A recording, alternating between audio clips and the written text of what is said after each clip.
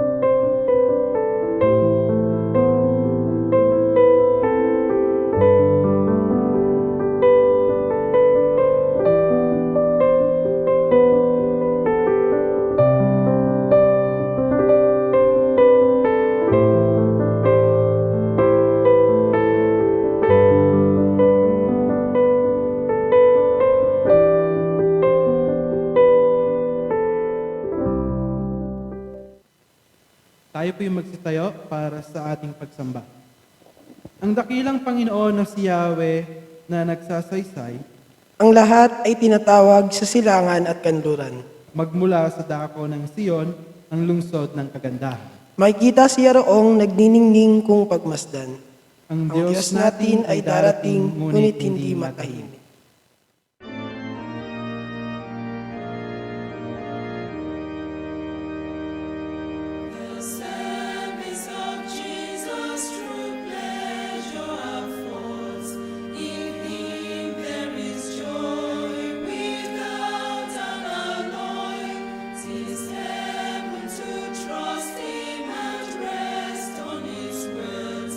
It's best to serve Jesus each day.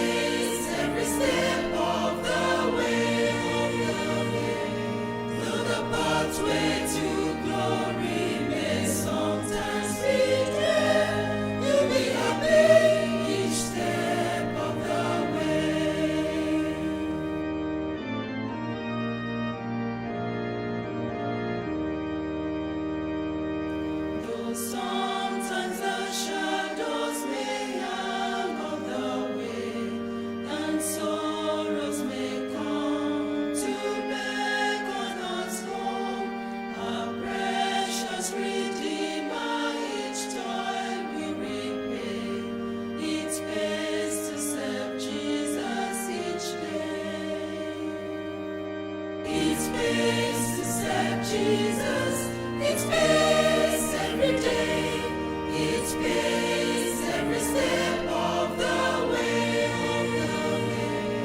Though the pathway to glory may sometimes be dread, you'll be happy each step of the way. Tayo po'y manalangin. Patuloy ka naming pinupuri, O aming Diyos, at hinihiling namin ang pagkilos ng Santong Espiritu sa aming kalagitnaan upang madama namin ang iyong kapayagan sa pagsambang ito. Magdiriwang kaming mga tinubos mo sa aming pagpuri sa iyo, sa pangalan ni Jesus na aming Panginoon, ito ang aming panalangin. Amen. Mga kapatid, tayo'y lumapit sa trono ng kahabagan ng ating Panginoon at tayo'y magpasiyasat sa Kanya. Gawin na rin natin ang ating pagninilay-nilay sa ating mga nagawang kasalanan sa Diyos. Hilingin natin ang biyaya ng Kanyang pagpapatawad at paglinis sa ating mga kasalanan.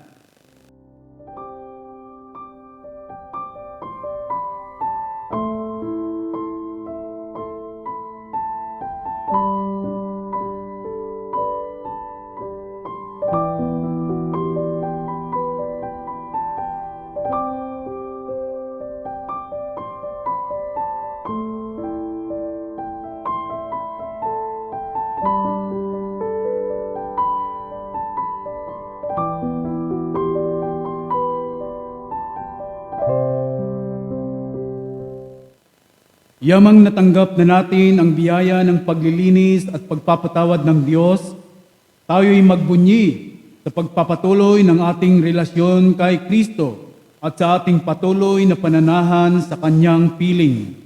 Kay buti ng Diyos, purihin ang kanyang banal na pangalan. Amen. Glory be to the Father, and to the Son, and to the Holy Ghost, as it was in the beginning, is now, and ever shall be, world without end. Amen. Amen.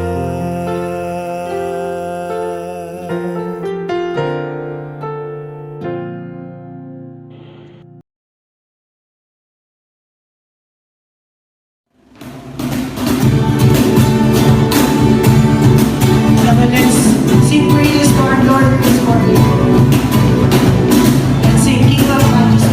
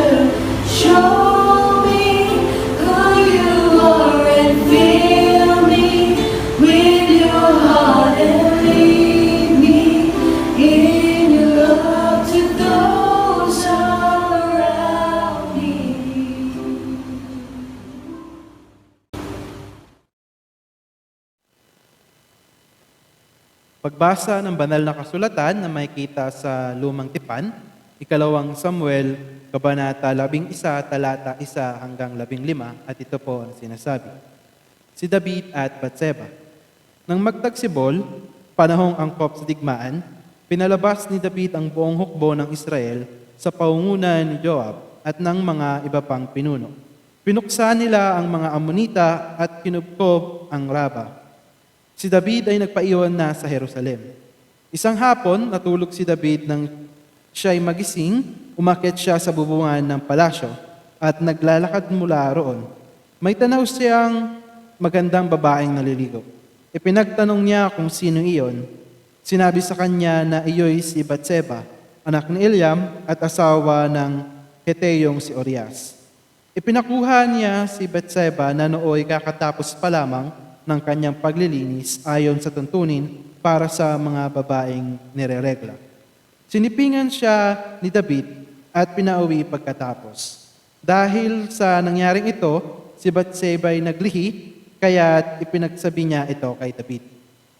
Inutusan agad ni David si Joab na dalhin sa kanya si Urias. Nang dumating ito, tinanong siya ni David, "Kamusta si Joab at ang hukbo? Ano ang lagay ng kalaban?" Sinabi pa niya kay Urias, "Umuwi ka na at magpahinga. Pagkat nanggaling ka sa malayong paglalakbay."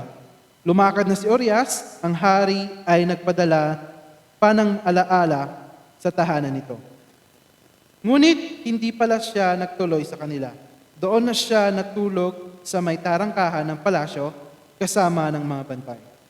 Nalaman ito ni David at sinabi niya kay Urias, "Hindi ba't kakarating mo lamang buhat sa isang mahabang paglalakbay?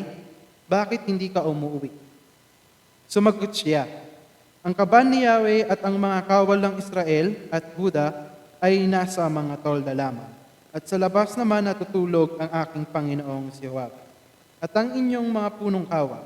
Sa ganitong kalagayan, hindi po maantim ng aking kalooban na ako'y umuwi upang magpakaligaya sa piling ng aking asawa. Sa harapan ng Diyos, hindi ko po magagawa yun." Sinabi ni David kay Urias, "Tumito ka na munang isa pang araw at bukas ka na umalis." Kaya nanatili siya sa Jerusalem ng araw na iyon. Kinabukasan, inanyayahan ni David sa pagkain si Urias at ito'y kanyang nilasing. Hindi rin ito umuwi ng gabing iyon bagkos natulog na kasama rin ng mga bantay. Kinabukasan, sumulat si David kay Joab at pinadala kay Urias. Ganito ang nasasaad. "Isubo mo si Urias sa mga kaaway na mabangis, pagkatapos umurong ka at hayaan mo siyang mapatay." Ang pagbasa ng banal na kasulatan na makikita sa Bagong Tipan, Efeso Kabanata 3, talata 14 hanggang 21. At ito po ang sinasabi. Ang pag-ibig ni Kristo. "Dahil dito, ako'y naniniluklod sa Ama na siyang pinagtutularan ng pagkaama sa bawat sambahayan sa langit at sa lupa. Hinihiling ko ayon sa kanyang kayamanan at kadakilaan na palakasin niya ang iyong buhay espiritual sa pamamagitan ng kanyang espiritu. Naway manahan si Kristo sa inyong puso sa pamamagitan ng inyong pananalig sa Kanya upang sa inyong pag-ugat at pagiging matatag sa pag-ibig. Maunawaan ninyo kasama ng mga hinirang kung gaano kadakila ang pag-ibig ni Kristo. At naway makilala ninyo ang di matingkalang pag-ibig na ito upang mapuspos kayo ng kapuspusan ng Diyos. Sa Diyos na nakakagawa ng higit sa lahat na maaari nating hilingin at isipin sa pamamagitan ng kanyang kapangyarihan, nagyayahari sa atin. Sumakanya ang kapurihan sa pamamagitan ng Iglesia at ni Kristo Jesus magpakailanman. Amen.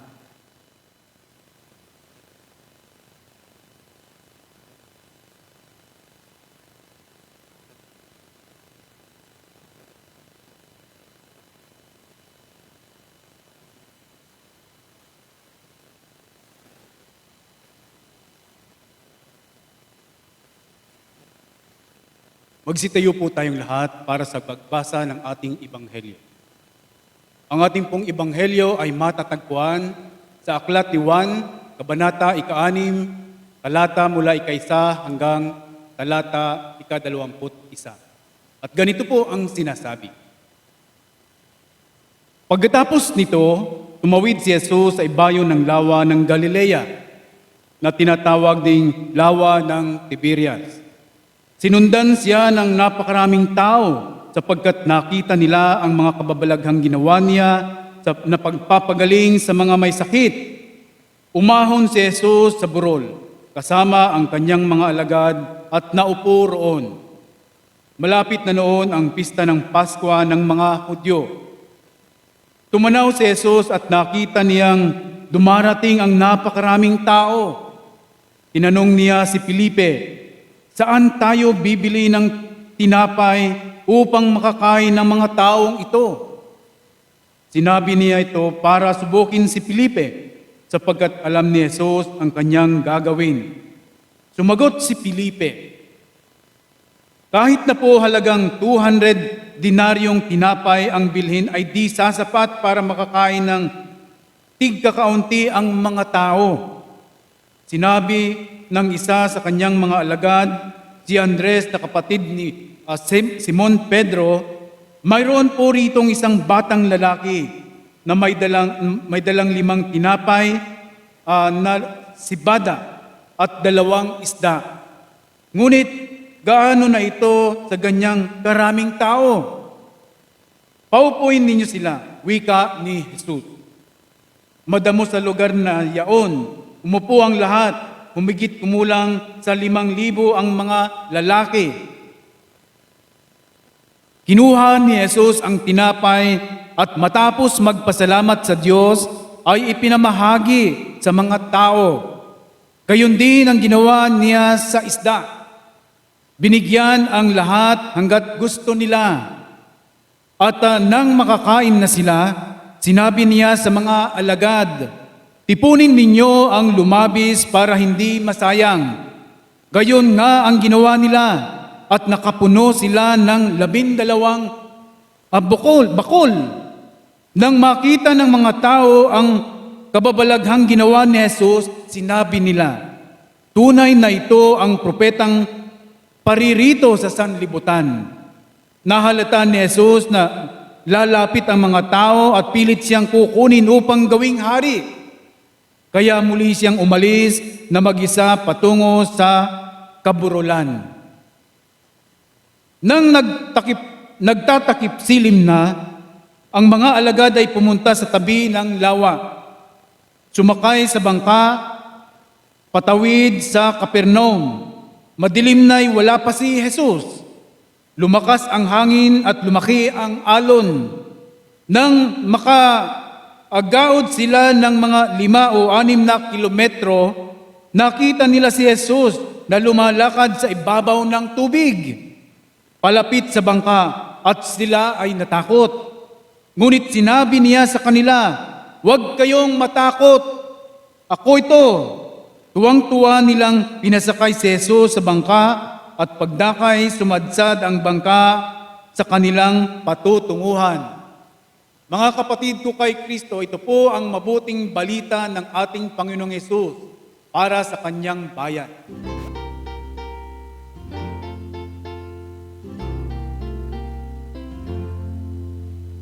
Sing them over again to me, wonderful words of life. Let me more of their beauty see, wonderful words of life. Words of life and beauty, teach me faith and duty. Beautiful words, wonderful words, wonderful words of life. Beautiful words, wonderful words, wonderful words of life. Isang mapagpala at mabiyayang araw na naman po ang sumaatin ngayon. Ngayon po ang 9 na linggo pagkatapos ng paggunitan natin ng araw ng Pentecostes. Ayon po sa mabuting balita na ating pong binasa kanina, ay may 2 pong himala na ginawa po ang ating Panginoong Hesus na sinulat po ni Apostol Juan. At ang una po ay ang pagpapakain po ng ating Panginoong Hesus sa mahigit 5,000 tao. Ang 5,000 po dito ay yung mga kalalakihan lamang po. Bukod pa roon sa mga kababaihan at mga batang mga kasama. At ito po ay sa pamamagitan lamang ng 5 pirasong tinapay at 2 pirasong mga isda na kaloob po ng isang batang paslit. At ang pangalawa po ay yung pong paglalakad po ng ating Panginoong Hesus sa ibabaw po ng tubig. At dito po sa pangalawang himala na ito, tayo po ay mag-aaral. At ang hiling ko po sa ating lahat ay makinig po tayo, matuto at lumago sa ating pananampalataya sa ating Panginoong Hesus. Tayo po ay manalangin. Ayon po sa awit, kabanata 14 at talata 6 ay sinasabi po ang ganito. Hadlangan man nila ang balak ng mga taong hamak, ngunit si Yahweh ang sa kanila'y mag-iingat. Tayo po'y manalangin. O dakilang Diyos na makapangyarihan sa lahat, kami po ay nagpapasalamat sa isa na namang pong magandang pagkakataon na makaniig po namin kayo. Maraming salamat po sa pribilehiyong makapag-ugnayan po kami sa inyo. Samahan po ninyo kami sa pamagitan ng inyong pong banal na Espiritu at buksan ang aming puso at isipan upang aming maunawaan ang inyong mensahe na ibabahagi po sa amin ng inyong pong abang lingkod. Tulad po ng awit, sabi po sa awit, hindi kami kayang hadlangan ng anumang bagay sapagkat kayo po ang aming kasama at nag-iingat sa amin. Maraming salamat po, dakilang Diyos. Sa pangalan po ng aming Panginoong Hesus, ito ang aming dalangin. Amen. Sa atin pong passage ngayong araw, ay ito po yung isang istorya ng isa pong mangingisda na gusto pong, ang nais po niyang mangyari ay maalala at sariwain ang mga tagpong iyon na kung saan po ay muli niyang nararamdaman ang lalim ng gabi na ang tanging tanglaw ay liwanag ng buwan. Hawak ang mga sagwan kasama ng iba pang mga alagad ni Kristo. Kanila pong binabagtas ang dagat, ngunit dahil sa lakas ng hangin na pasalungat sa kanilang direksyon, ay halos magdamag na ang lumipas at hindi pa rin nararating ang pangpang ng kabilang ibayo na sana ay madali lang narating kung umayon sa kanila ang ihip ng hangin. Sariwang-sariwa pa po sa isipan ni Apostol Juan ang himalang sa kanila po ay sumaklolo o sumalubong upang sa kanila po ay sumaklolo. Naglalakad si Jesus sa ibabaw ng tubig. Totoo ba ito? Tunghayan po natin ang aklat ni Job sa kabanata 9, talata 7 hanggang 8. At ganito po ang sinasabi. Maari niyang pigilan ang pagsikat ng araw, pati ang mga bituin sa kalangitan.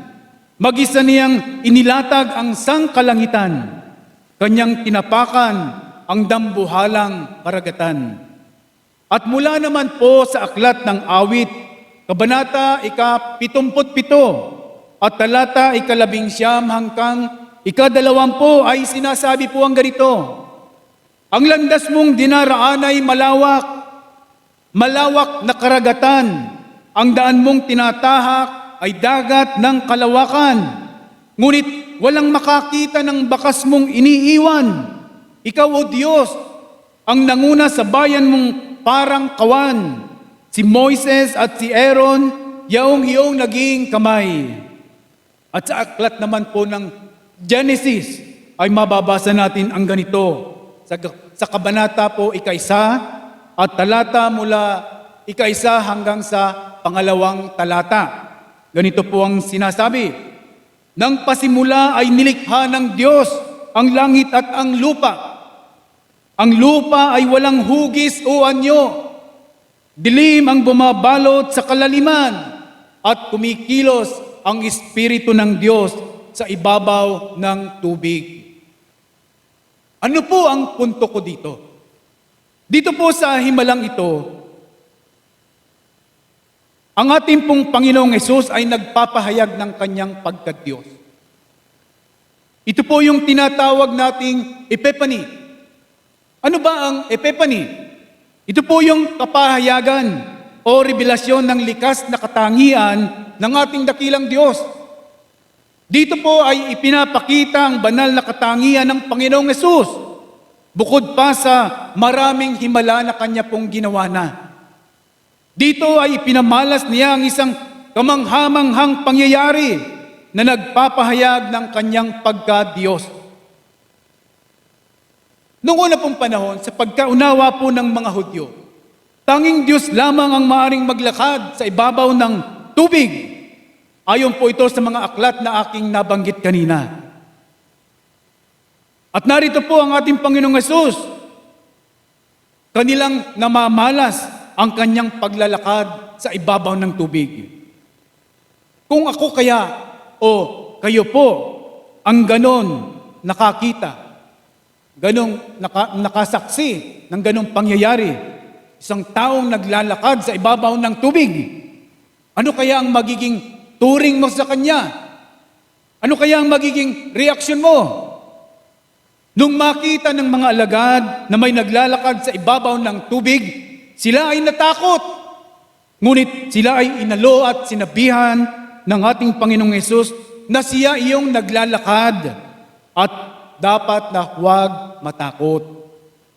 Alright, sa istoryang ito po ng isang himala ng ating Panginoong Hesus, ay meron po tayong mga matutunan. Una po, alam ni Juan na nakita sila ni Jesus na naglalayag sa gitna ng dagat. Sa taas ng bundok ay naroon ang ating Panginoong Hesus, nakatunghay sa kanila. Kailanman ay hindi sila nawaglit sa matang mapagmasid ng ating Panginoong Hesus, kahit pa na siya ay nakikipagniig sa Diyos, sa Ama nating nasa langit. Napagtanto ni Juan na sa simula pa lamang na sila ay pumalaot papunta sa ibayong dagat o sa kabilang ibayo, sa kabilang pampang, ang ating Panginoong Hesus ay nakamasid na sa kanila.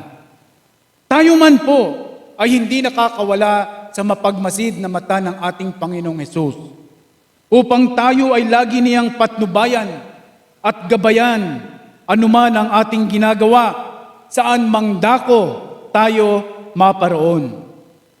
Hindi nga niya sinabing magiging smooth ang ating lakbayin sa buhay.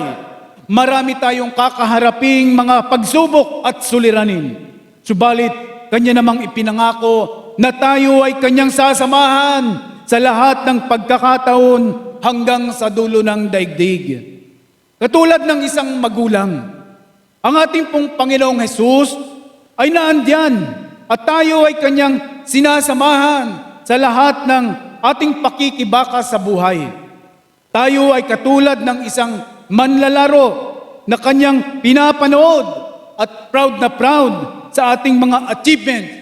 At ganoon din, kapag tayo naman ay nalulungkot at nalulumbay, ay karamay po natin siya. Nabubuhay tayo kapiling ang mapagmatyag na mga mata ng ating Panginoong Hesus. Pangalawa po, nakita ni Apostol Juan si Jesus na dumating upang sa kanila ay sumaklulo.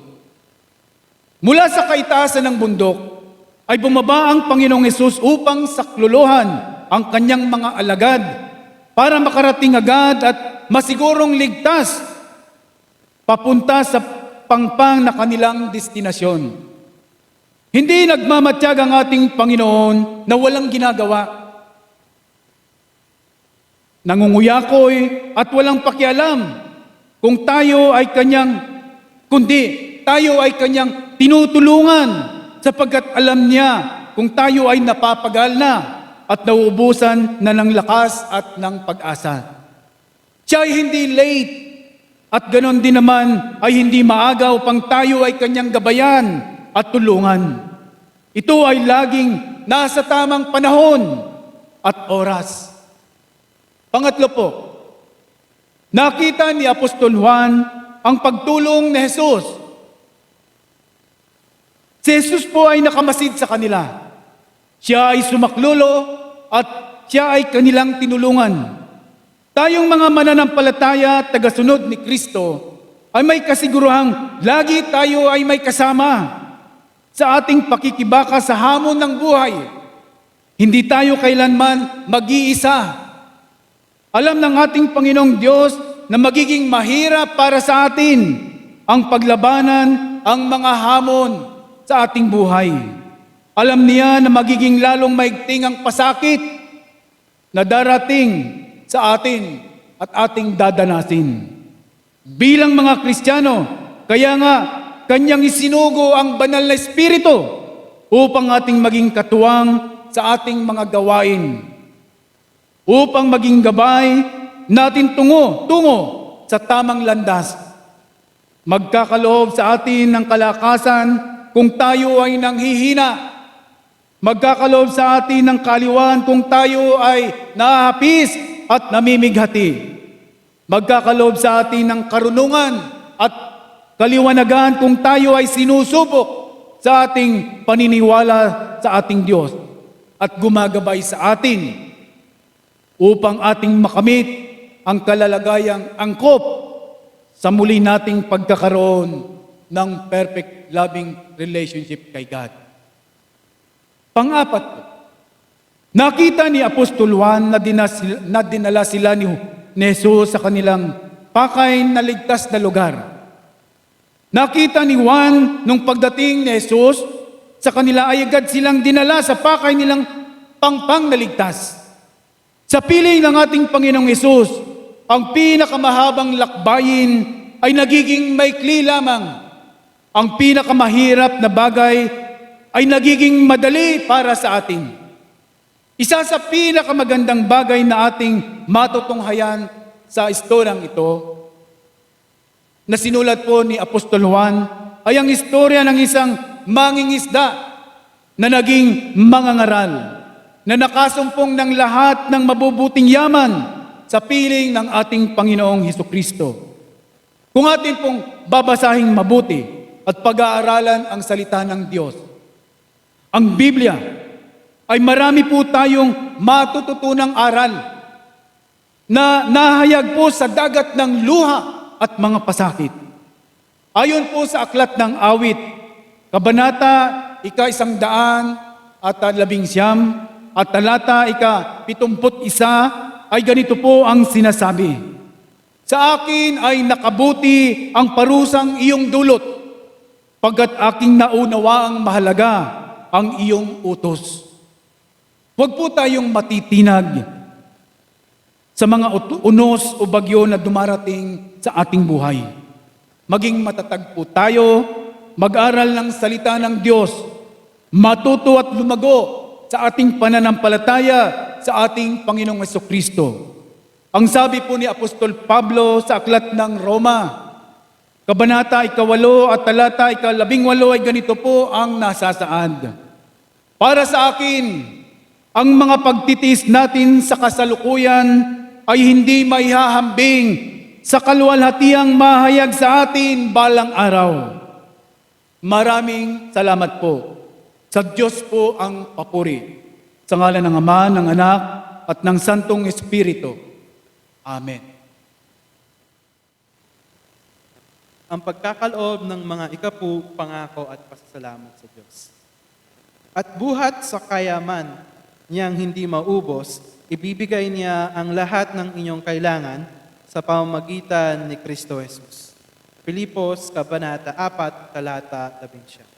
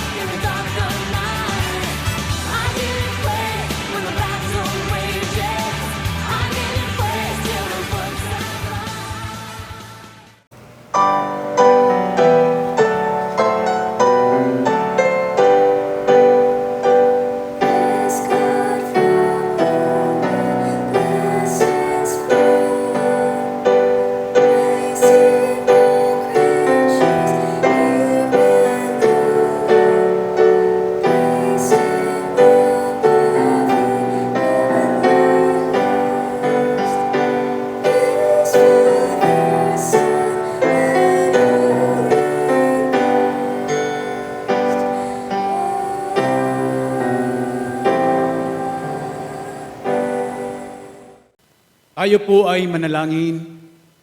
O dakilang Diyos na aming Ama nasa langit, tunay po na napakabuti ninyo sapagkat kami po ay patuloy ninyong pinagkakalooban ng mga bagay na aming mga kailangan. At ngayon kami po ay nagkakaroon ng maraming dahilan upang sa inyo naman po ay maghandog, magbigay ng pagkilala ng lahat ng aming natamo, natanggap ay mula sa inyo. Tanggapin po ninyo itong aming mga kaloob. Nawa ay pagpalain po ninyo ito at gamitin sa pagpapalaganap ng inyo pong kaharian dito sa lupa. Dalangin po din namin, O God, na pagpalain po ninyo ang lahat ng mga nagkaloob at ibalik sa kanila ang pagpapala na nagmumula po sa inyo. Maraming salamat po. Sa pangalan po ng aming Panginoong Hesus, ito po ang aming dalangin. Amen.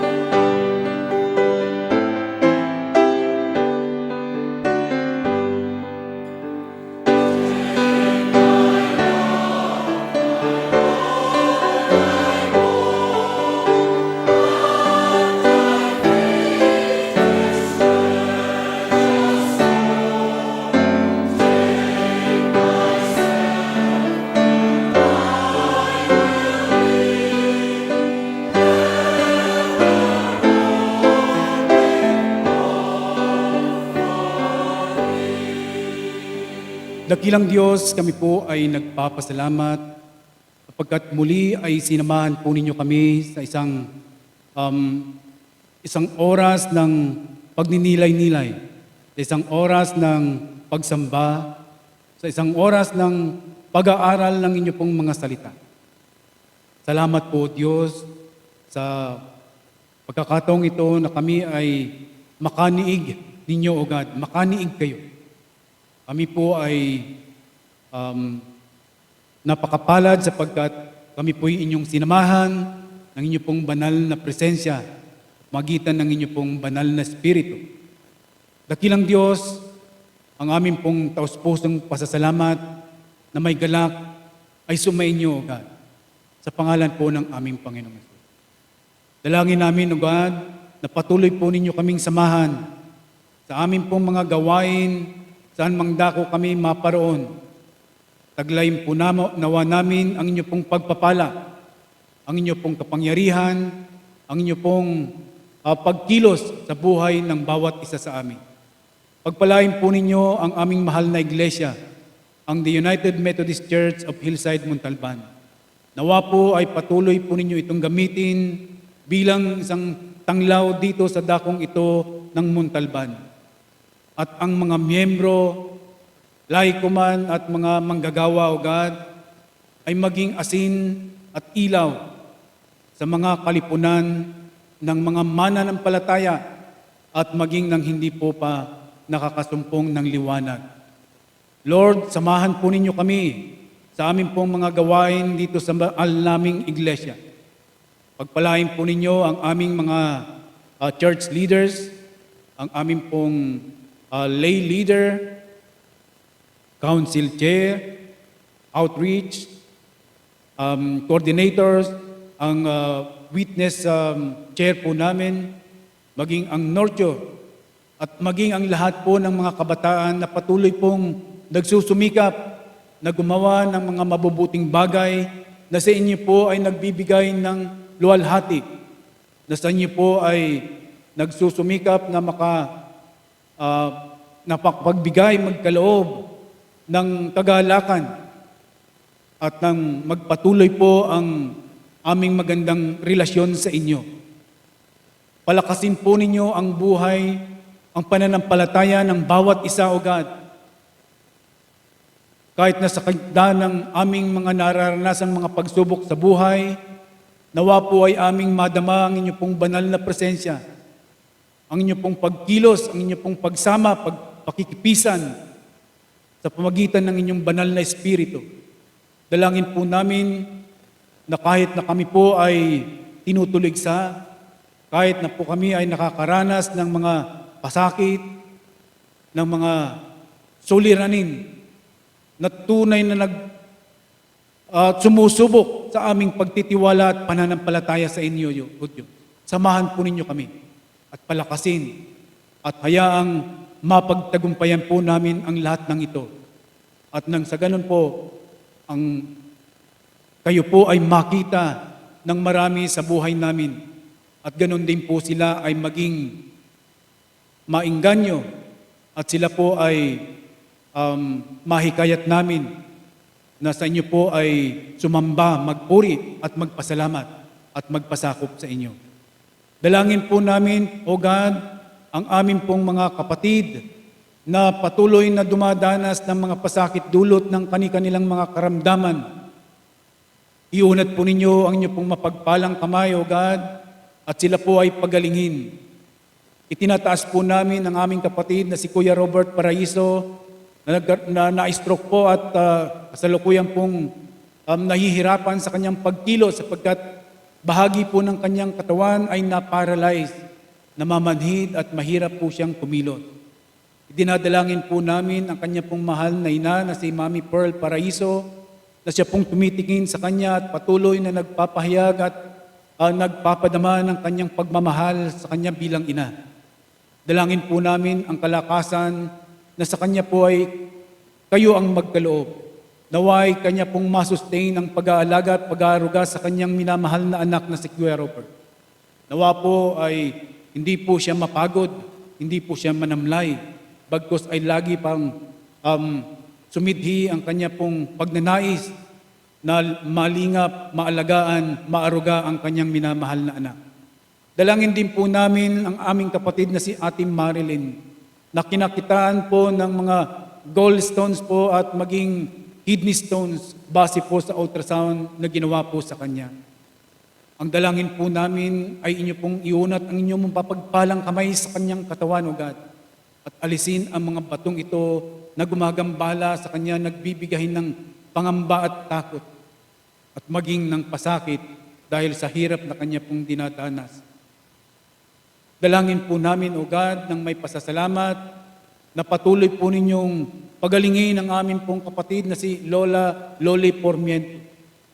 Patuloy po ninyo siyang pasiglahin, palakasin, at naway lagi po namin po siyang makasama sa amin pong mga gawain tulad ng midweek services at ng amin pong online na pagsamba sa inyo. Salamat po sa buhay ng bawat isa. Kami po ay nagagalak, nagpupuri at nagpapasalamat sa inyo pong kadakilaan, sa patuloy na kabutihang inyo pong ipinararana sa buhay ng bawat isa. Particularly po, O God, kami po'y nagpapasalamat sa buhay ng aming kapatid na si Chinky o si Christine Heed Nabal, O God, na kapapasalamang po sa kanya pong pagsusulit upang siya po ay masertipikahan na bilang certified insurance broker. At ganoon din po ang kanya pong nakababatang kapatid na si Charis Joy Naval o Paragat. Salamat po at siya po ay nakapagtapos na sa paggabay mo at sa inyo pong patuloy na pagkilo sa buhay niya ay siya na po ay nakagraduate na sa kanya pong pinag-aaralang hotel management, O God, o hotel services course, O God.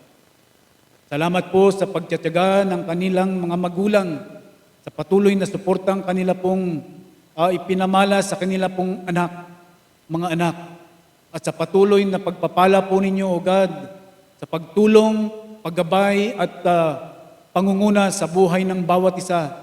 Kanila pong nararanasan ang kabutihang dulot ng inyong pagpapala. At sila po'y ngayon ay nakakaranas ng kasiyahan. At ganun din po kami ay natutuwa para sa kanila. Salamat po, Diyos, sa patuloy po ninyong pagkilo sa buhay nila, O God. Dalangin din po namin ang inyo pong pagkilo sa buhay ng aming pang ibang mga kapatid.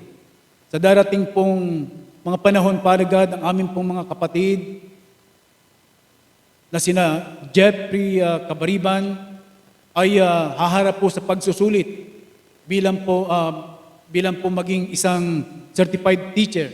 Sila po ay mag-undergo ng licensure examination for teachers.